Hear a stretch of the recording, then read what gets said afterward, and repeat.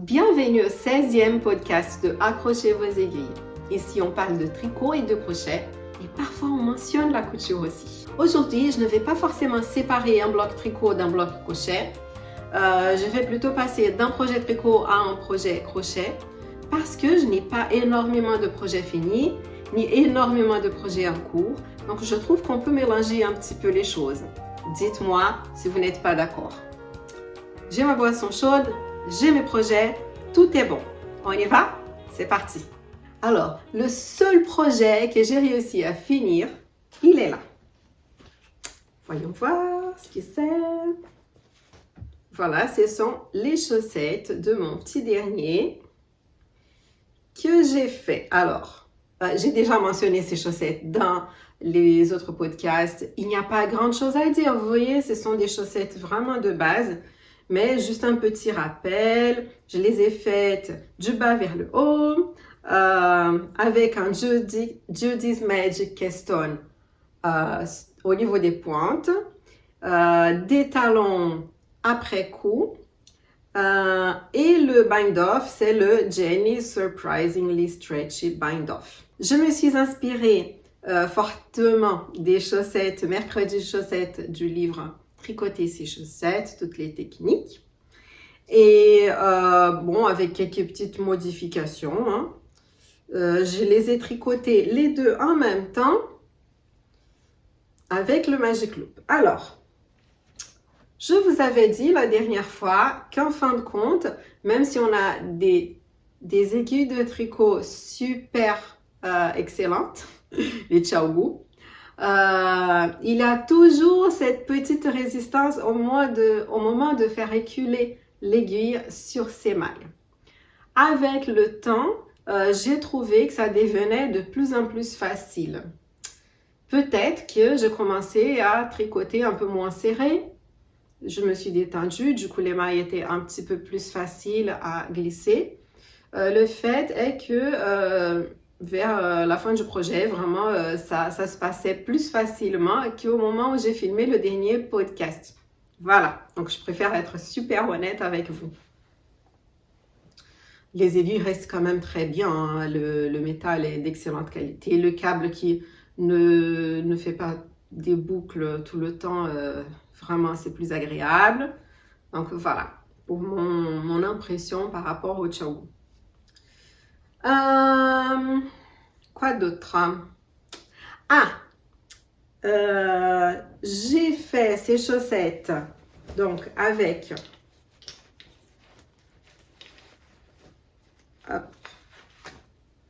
pour faire ces chaussettes, j'ai utilisé 2 pelotes de gommi. Pourquoi 2? Parce que pour faire les deux en même temps, on utilise les 2 pelotes en même temps. Voilà, à la limite, j'aurais pu faire les 2 pieds avec une seule pelote pour faire les 2 chaussettes. Donc, c'est pour un enfant qui fait du 33. Il chausse du 33. D'accord?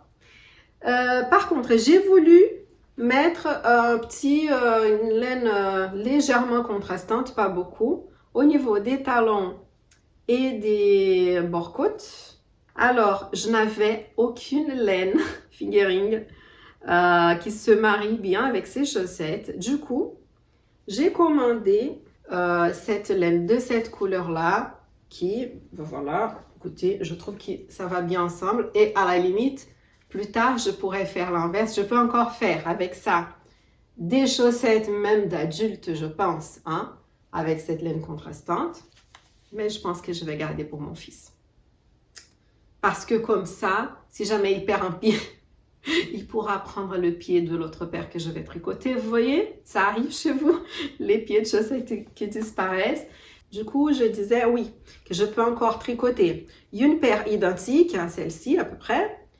Et après, comme il va encore me rester un petit reste de ça et de ça, je pourrais faire des chaussettes avec cette laine ici et ça ici pour la couleur contrastante, n'est-ce pas?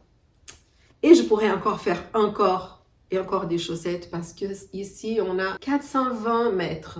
Voilà, 5 grammes et 420 mètres. Écoutez, les deux se sont très bien mariés. La Regia 4 plis laine à chaussettes, et la Bergère de France Gommi 50. Je ne peux pas mettre dans mon bloqueur de chaussettes parce que sinon mon bloqueur est trop grand pour la taille du pied de mon fils. Alors voilà, comme ça on peut voir aussi le talon. Alors le talon après coup, il y a un des deux pieds, je ne sais plus lequel, celui-ci, le deuxième pied. Alors le premier, je trouvais que mon grafting était un peu lâche. J'ai l'impression que comme l'aiguille est très fine, même l'aiguille à bourron, vous voyez, pour faire la finition, elle est un peu épaisse par rapport à la taille des aiguilles de tricot. Donc mon premier grafting, j'ai été moyennement contente parce que les mailles, je ne sais pas si vous pouvez voir, les mailles sont un peu grandes. Le deuxième pied, je m'ai dit, je vais m'appliquer pour faire ça vraiment minutieusement. Et j'étais très appliquée quand ma fille vient me parler. Et en fait, elle m'a déconcentrée. J'ai fait 1 ou 2 erreurs, je ne sais plus. Et à la fin, catastrophe, ça n'allait pas du tout. J'ai dû défaire leur grafting. Est-ce que vous avez déjà défait du grafting? C'est un cauchemar. C'est un cauchemar, on ne voit plus, on ne sait plus où est-ce que la laine va, où est-ce qu'elle vient. On a les deux côtés accrochés, de la laine par là, droite à gauche. Ça a été une horreur, panique. Mais je me disais, après tout le travail que j'ai eu, je ne vais pas me décourager, n'est-ce pas? À la dernière étape. Donc, j'ai réussi à défaire mon grafting. J'ai dû revenir un peu dans le rang d'avant. Le fait que la laine ne glisse pas, ça m'a sauvé la vie. C'était une laine style avec de la soie, des choses qui glissent. Ça aurait été vraiment une catastrophe. Mais c'est une laine qui accroche, donc les mailles ne se sont pas toutes défaites. Ah. Et puis, j'ai refait mon grafting en faisant attention à bien serrer les points pour qu'ils aient la même tension que le reste du tricot. Et là, oui, je trouve que le talon ici, il est mieux réussi que le premier, malgré ces difficultés-là. Ok, bon mon fils va être content de porter ses chaussettes. Il attendait avec impatience ses chaussettes, ce qui me fait un énorme plaisir. Voilà. Est-ce que ça, c'est de la vanité? Je ne sais pas. Et puis, ça, c'était le projet fini. Alors, je porte un projet fini, évidemment. Sinon, je ne le porterai pas, n'est-ce pas? Alors, cette petite cape n'est pas quelque chose que j'ai fini récemment. C'est juste, je l'ai mise parce que je trouve qu'elle va bien avec cette robe. Cette robe, en fait, sans une petite cape ou sans un collier ou quelque chose, je trouve que ça fait beaucoup de tissu sans rien. Ça serait peut-être une bonne idée aussi de la porter avec un col, au tricot ou au crochet. Alors, cette petite cape, c'est une cape au point de vague. Je ne sais pas si vous avez déjà regardé dans cette chaîne, j'ai un tuto de point de vague. Et justement, j'ai fait le tuto à l'époque où je faisais cette cape. C'est quelque chose que j'ai un petit peu inventé, cette cape. C'est juste un rectangle, un point de vague avec du point mousse ici pour faire un peu la finition, mais je l'ai fait en continu. Si ça vous intéresse, j'ai écrit un article de blog à propos de cette petite cape. Je mettrai tous les liens dans la boîte d'infos. Donc, si vous voulez lire l'article de blog ou toute autre chose, toute autre référence, jetez un coup d'œil dans la boîte d'infos en dessous de la vidéo. Voilà. Donc, ça, c'était le projet fini. Maintenant, j'ai un projet à moitié fini. Pourquoi à moitié? Et je peux affirmer vraiment à moitié. 50% fini. Vous devinez pourquoi? Projet à moitié fini, ce sont mes chaussettes au crochet. Je vous mettrai une photo des chaussettes chaussée parce qu'aujourd'hui, je porte une robe. Alors, je ne vais pas faire des acrobaties pour vous montrer mes pieds avec la chaussette, n'est-ce pas? C'est quand même mieux. Alors, voilà. À quoi elle ressemble? Vous voyez, c'est un look totalement différent par rapport à des chaussettes au tricot. Les chaussettes au tricot, elles ont plus d'élasticité, ce qui fait qu'elles ont l'air d'être plus petites, mais comme elles sont plus élastiques, elles finissent par atteindre la même taille. Alors, cette chaussette, le modèle s'appelle All Cabled Up in Sunshine. All Cabled Up in Sunshine Socks. Et j'ai eu ce patron dans une formation que j'ai acheté à Brianaka sur ce genre de points là que vous voyez ici. Donc ce sont des points qui miment un peu des torsades. J'ai utilisé de la gomille 50 à nouveau. En fait, à un moment donné, je crois que j'ai acheté un petit stock de gomille 50, donc dans des coloris qui n'existent plus, aussi bien au niveau du talon que la couleur principale. Ces chaussettes, elles se crochettent de la pointe vers le haut. Et les talons, ils sont faits après coup. Mais j'ai fait une petite modification. Quand j'ai fait les chaussettes telles qu'indiquées par le patron, je trouvais que c'était un peu serré à ce niveau ici. J'ai pris une photo pour vous montrer. C'était un peu serré là. Alors, ce que j'ai fait, petite modification, j'ai travaillé un rond ici dans la couleur principale. Puis après, j'ai changé, j'ai pris la couleur contrastante, j'ai fait un autre rang, tout simple. Et ensuite, j'ai commencé à suivre le patron pour faire ces diminutions-là, comme demandé. Et je trouve que ça va mieux comme ça. Après, je ne dis pas que c'est un problème du patron, parce que on voit les photos des chaussettes du patron, elles sont nickel, parfaites.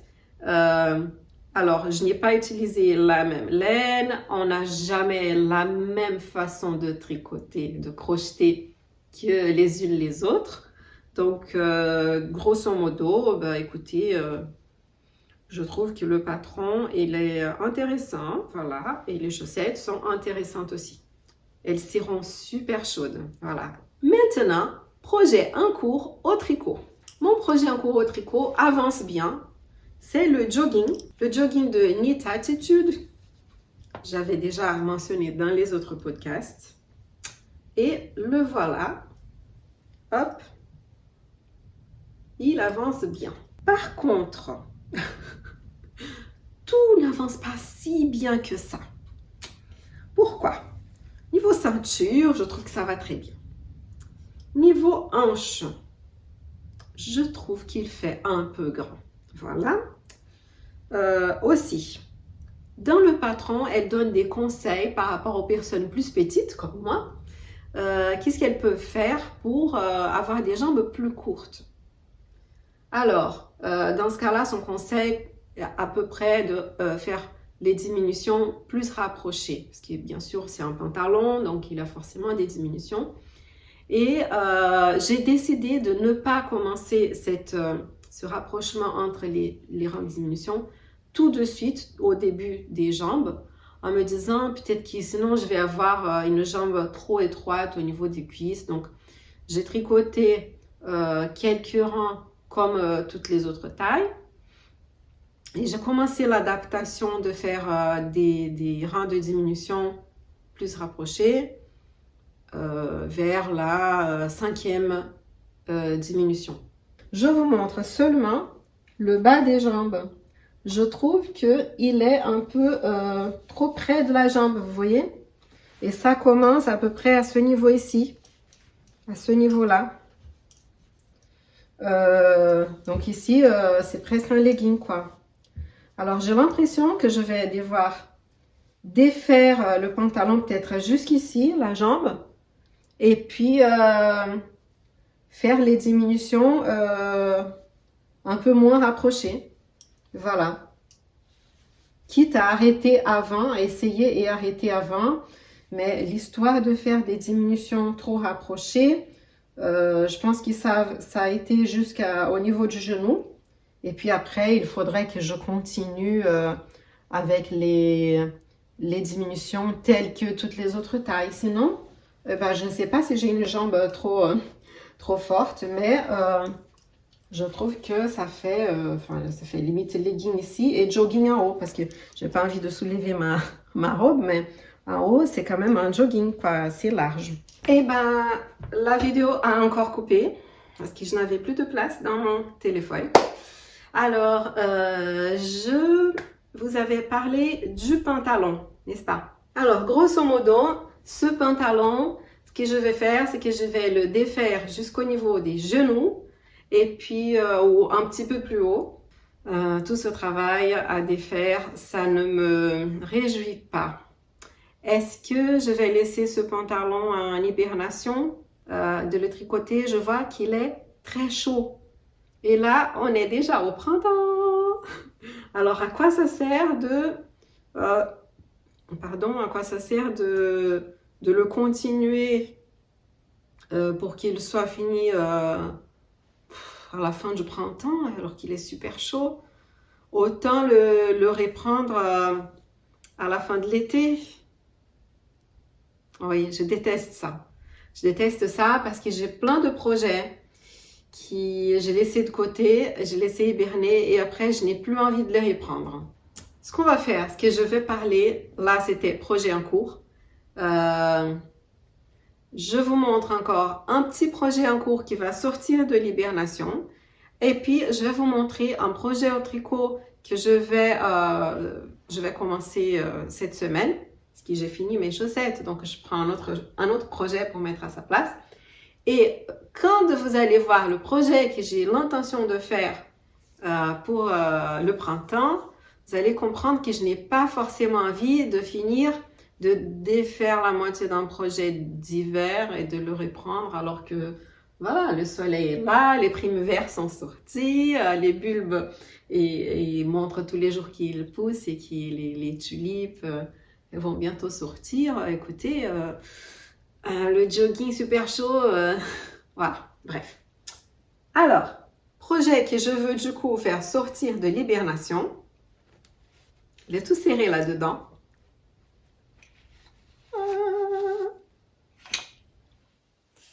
Voilà. Vous vous souvenez de mes carrés de granit? J'avais fait un tuto. Alors, avec des carrés de granit, j'ai fait un rang de plus autour avec la dernière couleur du carré. Et puis, j'ai commencé à les assembler pour faire un petit sac. Vous voyez? Avec l'anse qui va être là. Pour cela, pour le dos du sac, j'ai déjà 6 carrés assemblés. Ici, j'en ai 9, là, j'en ai 6. Et j'ai déjà des petits carrés qu'il faut encore augmenter pour qu'ils soient de la taille des autres. Voilà, donc c'est quelque chose que je pourrais faire assez rapidement. Alors là, pour le faire, je suis en train d'utiliser un coton 100% égyptien. C'est le Baby Cotton de Hobbii. Et donc, c'est un coton, le coton est égyptien et le fil est fait en Égypte aussi, ce qui est bien pour le pays producteur, hein, de vendre un produit fini plutôt que la matière première, ce qui n'est pas toujours économiquement intéressant pour les pays en voie de développement. Le pochon vient de Croche ta maille et là-dedans, il y a le crochet 3,5 qui était disparu. En fait, il était là-dedans. Je ne perds jamais mes crochets. Hein. C'est juste qu'ils disparaissent. Ils restent dans les sacs. Voilà. J'ai une petite boîte de marqueurs de maille aussi de Croche ta maille. Et j'ai mon petit mètre à ruban mignon de Croche ta maille. Et là, oui, ça donne envie de reprendre. Donc, vous voyez, parfois les projets hibernent et on a envie de les reprendre. Et parfois, eh ben, l'envie qu'on a de les faire, elle est remplacée par l'envie de faire d'autres choses. Voilà. Oui. Et puis, pour le projet à venir au tricot, essayez de deviner ce que je vais faire avec ça déjà. Dans le dernier podcast, je vous ai parlé des patrons de t-shirts, de tops que je trouvais intéressants pour le printemps-été. Alors, vous vous souvenez de cette laine qui a été teinte par Alina de Me Myself Yarn. Je trouve qu'elle a des couleurs vibrantes, que ça va super bien pour le printemps-été. Pour faire ressortir ces couleurs vibrantes, j'ai voulu combiner cette laine avec du blanc. Là, c'est plutôt du écru. Et ce que je vais faire, c'est le t-shirt Dingley Dell d'Isabelle Kremer. C'est un patron donc pour faire un t-shirt col V avec des grandes rayures, n'est-ce pas? Voilà. Donc ça va être, on va dire en quelque sorte la couleur principale. Hein? Et puis, comme pour faire ce haut à ma taille, il me fallait un tout petit peu plus qu'un écheveau de laine fingering, j'avais dans cette même laine ici, ce coloris-là. Alors, les bandes de couleurs seront dans ces deux couleurs. Par contre, pour le bord-côte, le col, le bas des manches, le bas du t-shirt, je vais faire les bords-côtes avec cette couleur-là qui s'harmonise plutôt bien avec les couleurs de la laine teinte à la main. Qu'est-ce que vous en pensez? Dans le col, il y a aussi, au milieu du bord-côte à peu près, il y a une petite rayure. Donc cette petite rayure, je vais faire avec le écru. Et les voilà, les laines pour faire mon prochain projet au tricot. Alors, vous voyez là, c'est un cake et là, ce sont des balles. Pourquoi? Parce que au moment de faire les cakes, avec mon bobinoir, la machine la contourne, c'était un cauchemar. Mais vraiment, c'était à s'arracher les cheveux. Je faisais commencer à piquer une mauvaise humeur. Alors, j'ai décidé de faire des balles à la main. Celui-ci, j'ai réussi à faire le cake, mais avec les autres, je ne sais pas pourquoi, et ben, la laine, elle glissait tout le temps et ça sortait du cake. C'était casse-pied, quoi. Voilà, donc, comme j'ai fait les balles à la main, ça me donnait la possibilité de peser au fur et à mesure, ce que j'avais déjà bobiné. Et du coup, pour la laine qui va être utilisée pour le bord-côte, j'ai décidé de faire deux petites balles du même poids. Et ces deux balles seront suffisantes pour me faire une paire de chaussettes avec. Voilà. Tant qu'à faire, n'est-ce pas? J'étais déjà en train de faire avec ma main. Cette laine-là, c'est la Unicorn de Hobbii. Et celle-ci, c'est une laine qu'Alina de mon apéro tricot a teint chez elle, à la main. J'ai aussi quelque chose que j'ai pensé de faire pour cette robe, pour porter avec cette robe-là. J'ai enlevé la cape parce qu'il fait chaud. Je trouve que cette robe, eh ben, le devant, il est un peu sans sel. Alors, j'ai eu cette idée. J'avais imprimé il y a longtemps, je vous ai déjà montré, des patrons de col. Voilà. Première idée de col. Au tricot, celui-ci. S'appelle Gola Donna Maria. Je vous ai mentionné ça dans un autre podcast.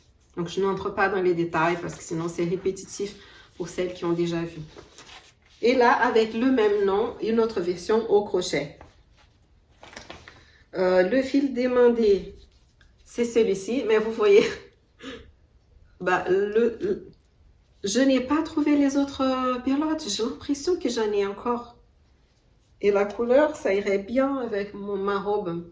C'est un peu ça. Il faut vraiment que je range mon atelier parce que c'est casse-pied de ne pas trouver les choses quand on veut créer. Donc ça, c'est un fil de coton Lisboa. Et c'est un fil léger qui se tricote avec des aiguilles 3 ou crochet 3 aussi. Hein. C'est un fil fait au Portugal. Et c'est du coton mercerisé. D'accord? 50 grammes, 125 mètres. Si je ne trouve pas Ce fil, je l'ai déjà utilisé pour faire une robe au crochet que j'aime beaucoup. Donc, un fil que j'ai approuvé, il est très bien. Si je ne trouve pas mes pelotes, alors je regardais dans mon stash, qu'est-ce que je pourrais utiliser. Dans un peu la même texture, j'ai celui-ci. C'est le fil coton 3 de Fil d'Art. Donc, il a à peu près la même brillance que l'autre. Par contre, celui que j'ai à la maison, le coloris craie, je ne sais pas si ce serait aussi bien pour ma robe. Sinon, j'ai celui-ci, qui est quand même beaucoup moins joli. C'est le Drops Loves You numéro 9. Couleur, c'est la couleur 106. Et lui, c'est du coton recyclé. Ça, c'est bien. Donc, il n'est pas mercerisé, il n'a pas la même brillance. Par contre, la couleur, pour ma robe, ça serait parfait. Qu'est-ce que vous en pensez? Lequel des deux vous trouvez plus joli? Celui du haut, au crochet, ou celui du bas, au tricot? Dites-moi dans les commentaires, parce que je n'ai pas encore commencé. Et ça me plairait, j'aimerais bien avoir votre avis. C'est un patron gratuit dans le site de Rosarios 4. C'est une marque de laine portugaise. Donc, vous pouvez aller sur le site. Il y a en portugais, en espagnol et peut-être en anglais. Je crois qu'il y en a en anglais aussi, les instructions, si ça intéresse quelqu'un. J'ai encore le temps de parler de mes petits achats. Qu'est-ce que je peux acheter? Eh bien, vous savez, en quelque sorte, j'ai une collection de crochets. Je ne sais pas si vous avez remarqué, mais quand je montre les crochets, eh ben, il y en a plein différents, vous savez. C'est parce que, comme j'aime beaucoup le crochet et que je trouve que les aiguilles de tricot, voilà, à part les ongles qui sont colorées ou celles qui sont en bois, qui sont très jolies, mais que je n'ai pas. Et ben, les crochets, par contre, ben, il y en a de toutes les couleurs, voilà, donc ça donne envie d'avoir une petite collection. Oui, une grande collection. Alors, qu'est-ce que j'ai acheté? J'ai acheté encore un kit de crochet. Je vous explique, ou je me justifie, comme si j'avais besoin de me justifier. Ok, quand j'ai été en vacances au Portugal, il y a très longtemps, vous voyez, quand j'ai acheté le fil Lisboa que je vous ai montré, pendant les vacances, j'ai voulu m'acheter un crochet 4 mm. Donc, j'ai été dans une mercerie. C'était un centre commercial près de l'aquarium. Est-ce que quelqu'un a déjà été à Lisbonne? Vous voyez l'aquarium, l'océanarium. Et ben, près de l'aquarium, il y a un centre commercial. Et là-bas, il y avait une mercerie. Ça s'appelle une retrosaria en portugais. Donc, j'ai été dans ce magasin et je me suis acheté des pelotes de coton portugais et je me suis acheté un crochet de cette marque que je ne connaissais pas et c'était le crochet 4 mm avec ce joli bleu. J'ai été très contente de mon crochet. Voilà. C'est un petit peu un format qui me rappelle le genre de crochet que j'ai utilisé pour apprendre. Et donc, j'aimais bien mon crochet. Un jour, j'ai pris mon projet en cours avec le crochet. J'ai mis dans mon sac et j'ai été chez Mondial Tissu pour acheter un tissu qui allait avec mon projet. Et là, le crochet, il a décidé de disparaître. J'ai dû le poser avec vous voyez, quand il a les rouleaux de tissu. Je crois que j'ai posé mon projet sur les rouleaux de tissu pour voir si lequel allait mieux. Et probablement à ce moment-là, il a décidé de rester au magasin. Et j'ai été super triste parce que c'était le crochet que j'avais acheté pendant mes vacances au Portugal et tout. Et puis, je n'ai plus jamais trouvé ce crochet. Plus jamais. Même les sites qui vendent le crochet, ils ne vendent pas la taille avec la manche bleue. Et puis, je naviguais sur Internet et j'ai trouvé le kit avec le crochet perdu. Vous voyez? Voilà. Alors, donc, ce sont des crochets ergonomiques J'aime bien les kits avec plein de couleurs différentes ou les crochets qu'on peut avoir des couleurs différentes parce que quand on pose un projet et qu'on ne sait peut-être pas quelle est la taille des aiguilles ou du crochet qu'on est en train d'utiliser et qu'on le reprend un an plus tard, dans mon cas, j'ai une mémoire visuelle. Je prends des photos dans ma tête. Et bah, du coup, je vais dans mon cerveau là et j'essaie de me rappeler de la photo que j'ai prise du projet avec le crochet. Quelle couleur avait le crochet? Quel était le crochet? Donc, j'arrive à visualiser. Par exemple, c'était un crochet amour avec la manche marron.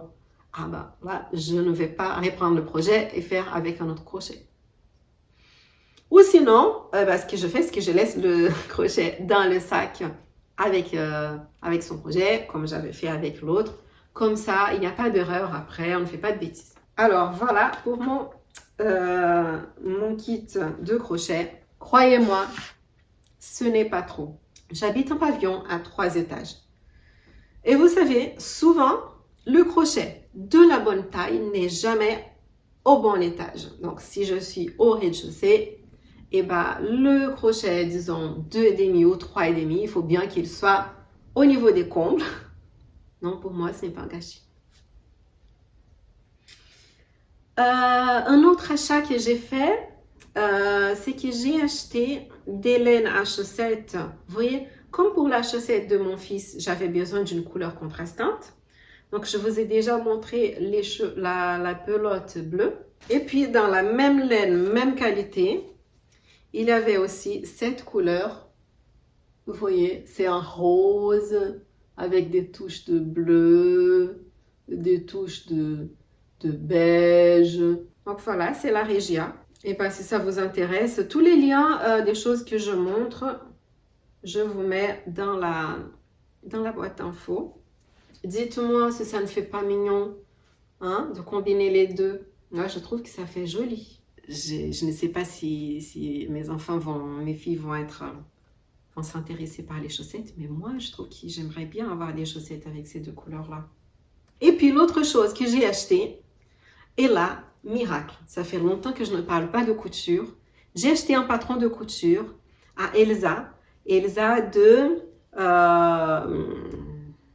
Urban Fairy. Alors, Elsa, c'est une youtubeuse que j'ai toujours admirée parce qu'elle a du peps, elle a le sourire, la bonne humeur. Voilà, j'aime bien sa vibe, son énergie. Et j'aime bien les choses un peu minimalistes. Vous voyez, j'aime tout. D'un côté, j'aime parfois les choses plus vintage. Et de l'autre côté, j'aime aussi les choses très basiques. Et du coup, elle avait ce patron. Alors, comment ça s'appelle? C'est Colombe. Je crois que c'est Colombe. C'est pour faire une robe en jersey. Mais vraiment, c'est comme si c'était un t-shirt qui est plus long et qui devient une robe. Voilà. Super simple. Sachant que comme je n'ai pas le temps de faire de la couture, j'achète des patrons et je ne les fais pas. Je me disais, bon, celui-là, vu qu'il est tellement simple, mais tellement simple, je crois qu'il a plus de probabilité que je le fasse. Et puis, je n'ai pas comparé le métrage, combien il faut, mais normalement, avec ça ici, j'aurais largement de quoi faire cette robe, ou pas. Donc ici, j'ai 1,6 m de jersey viscose.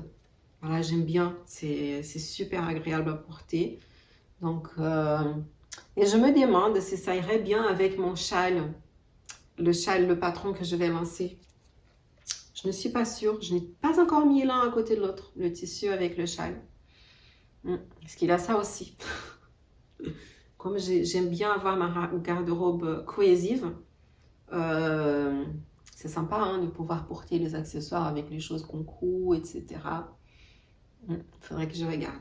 Sinon, pour la sortie de ce patron de châle, c'est un peu comme un accouchement, je pense.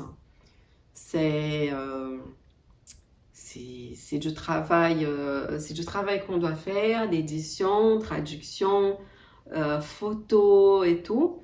C'est par rapport au patron d'avant où il y avait toute une équipe hein, qui travaillait. Il y a une qui écrit, l'autre qui teste, l'autre qui peut-être qui fait la mise en page, l'autre qui fait les photos, la modèle qui apparaît dans les photos. Voilà, c'est toute une équipe voilà, d'une entreprise qui est déjà bien rodée. Et les patrons des personnes comme moi, en fait, on doit tout faire. Et c'est un accouchement, je vous avoue, parfois c'est... ça me rend un peu anxieuse. Et voilà, c'est tout un travail aussi dans la tête, vous voyez. Donc là, je me sens un petit peu bloquée. C'est un patron qui a été comme ça, j'étais un peu bloquée et puis là j'ai réussi à dépasser ce blocage. Là, j'arrive à nouveau dans une période un peu de blocage où j'ai du mal à avancer, mais je sais que je vais le faire. Donc j'espère juste dépasser ce blocage rapidement, ce qui en fin de compte c'est quand on se sent bloqué que c'est difficile. Une fois que c'est fait, on est contente d'avoir avancé et fait ce qu'on voulait. Voilà.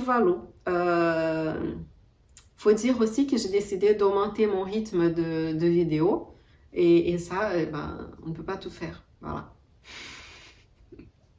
Mais j'aime bien aussi faire mes vidéos, éditer mes vidéos et puis c'est aussi un travail intéressant. Alors, pour les autres achats, je vous dis, vous pouvez regarder la vidéo que j'ai faite la semaine dernière sur la fête de la laine à Malakoff. Alors, c'est un petit blog. Je ne vous montre pas tout le salon. L'idée, c'était de vous emmener avec moi. Donc, voilà, petit déjeuner, parcours en voiture, un peu l'ambiance. Et puis, les stands où j'ai acheté quelque chose, où je me suis arrêtée un peu plus longtemps. Mais c'est loin d'être une vidéo qui montre stand par stand. Hein. Voilà, c'était pour vous inviter à venir jeter un coup d'œil rapide. Et donc, dans cette vidéo, je vous montre ce que j'ai acheté. Voilà. Il y aura évidemment le lien dans la boîte. Non. Vu que c'est l'arrivée du printemps, cette fois-ci pour mon petit jeu, si vous avez des petites tulipes, hein, vous pouvez me mettre des emojis, des petites tulipes, vous voyez, des fleurs, des bulbes.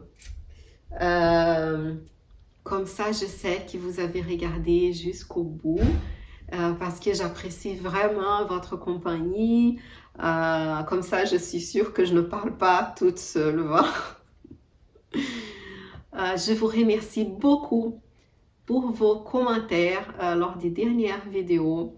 Je commence déjà à reconnaître des noms, des prénoms, de noms d'utilisateurs parfois, des personnes qui sont vraiment là, qui me regardent, je trouve que voilà, ça crée un petit sentiment de communauté, vous voyez, de voir les mêmes personnes. Parfois, on peut se voir aussi sur d'autres réseaux. Et donc, merci à vous. Je vous lis, je réponds à chaque fois.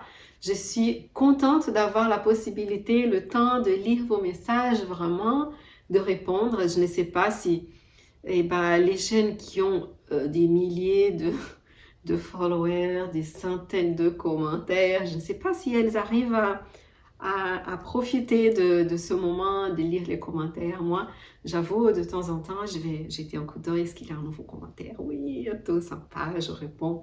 C'est un vrai plaisir, voilà. Donc, n'hésitez pas à laisser un petit commentaire avec une petite tulipe.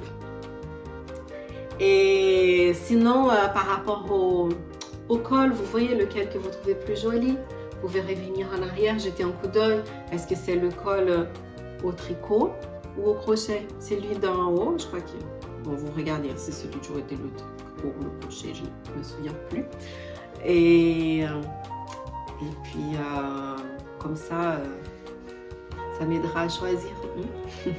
Alors, merci beaucoup d'être là et à la prochaine.